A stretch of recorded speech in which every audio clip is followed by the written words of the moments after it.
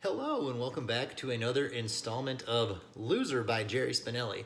The last chapter that we read was chapter 6, and Zinkoff had his first real experiences with first grade. He got to practice writing his name, which apparently his writing is so horrible that his teacher couldn't even recognize it in all of her 30 years. And then when Zinkoff goes out to recess, that was kind of the cool thing because he actually runs back inside, which a kid never does, and goes and gets his giraffe hat. And then in addition to that, there's this kid that takes his hat from him and runs around the playground, and Zinkoff, being the kind kid that he is, thinks, well, maybe it's his hat. Maybe he bought it and he left it at the gift shop and then I came and got it. Maybe he's right. And that's an interesting thing about Zinkoff that we'll see throughout the story is just the things that he does and does not see that the other kids do. Because remember, the fourth grade kid even said first graders are so dumb. So, we are going to pick up now with Chapter 7, and Chapter 7 is entitled Jabip. Here is the surprise. Every day is like the first day to Zinkoff. Things keep happening that rekindle the excitement of the first day. Learning to read his first two-syllable word, making a shoebox scene about the pilgrims, counting to 5 in Spanish, learning about water and ants and tooth decay, his first fire drill, making new friends.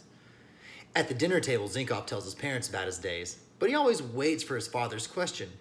So what's new, Chickamoo? Or what's new, Boogaloo? Or Kinkachoo? Or Pookie Poo?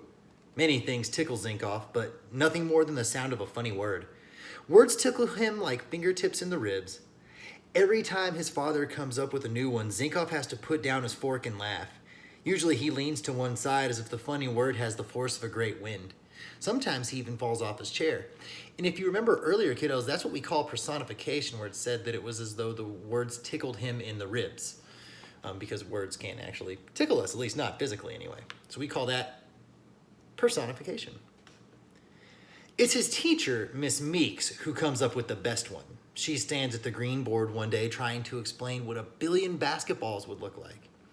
If you put the first one here, she says, pointing to the floor, and line them up out the door and down the hallway and across the playground and down the street, why, they would stretch from here to Jabip.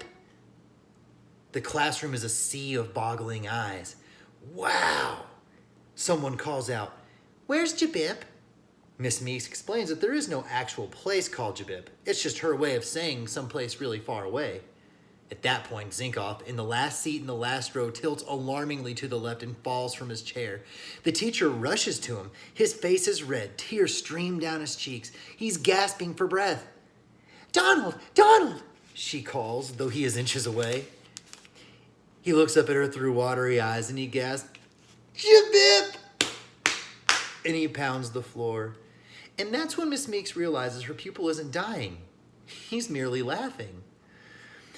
It's a good 5 minutes before Zinkoff calms down enough for the class to continue. Miss Meeks forbids the class, and herself, to utter the word Jabip for the rest of the day.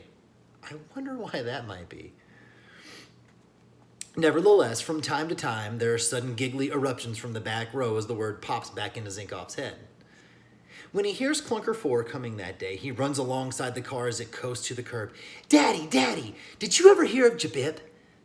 "Sure," says his father out the open window. "I also heard of Jaboop." Zinkoff rolls on the sidewalk. Jabip, Jaboop. He keeps erupting through dinner. Eating becomes hazardous. His parents smile patiently for the first minute or so and then begin telling him enough is enough. But Zinkoff can't stop. When a bolt of mashed potatoes shoots from his nose, he is sent to his room. That night he giggles through his prayer into sleep. In school for the rest of the week, Zinkoff continues to produce outbursts of laughter in the back row. Every outburst triggers laughter from the other pupils. Sometimes to get him started, a pupil waits until the teacher's head is turned and then whispers the forbidden word. Sometimes Miss Meeks bites her tongue to keep from joining in. Sometimes she gets mad. So what they'll do is they'll wait for the teacher to turn and they'll be like, "Hey, Zinkoff, Jabip!" And then, of course, he'll fall apart laughing. It's during one of the mad times that she says, "Donald, come up here, please." And when he stands before her, she takes something from her desk drawer. It's a round yellow button. It's the largest button the students have ever seen, as large as a giant pinwheel taffy. It has black letters on it. "Can you tell me what it says?" It says, "I know I can behave." And she pins the button onto his shirt. "And I know you can." Zinkoff has to wear the button for an hour, and during that time, he does not laugh once. Miss Meeks judges her maneuver a success and returns the button to the drawer. Soon, Zinkoff is laughing again. He gets the button back. So it goes for several days. Second graders who wore the button the previous year and who have heard of Zinkoff's endless giggling ask him in the playground, "Did you get the button today?" One day, Miss Meeks has to leave the classroom for a while, and when she returns, she finds Zinkoff's hand waving in the air. "Yes, Donald. Miss Meeks," he says. "I laughed when you were gone." And she realizes at last that for Zinkoff, the button is not a punishment at all, but a badge of honor. And from then on, she punishes him by keeping the button in the drawer. Button or no button, Zinkoff loves school. One day, he awakes before anyone else in the house. He gets himself dressed, he makes his own breakfast, he brushes his teeth and walks off to school.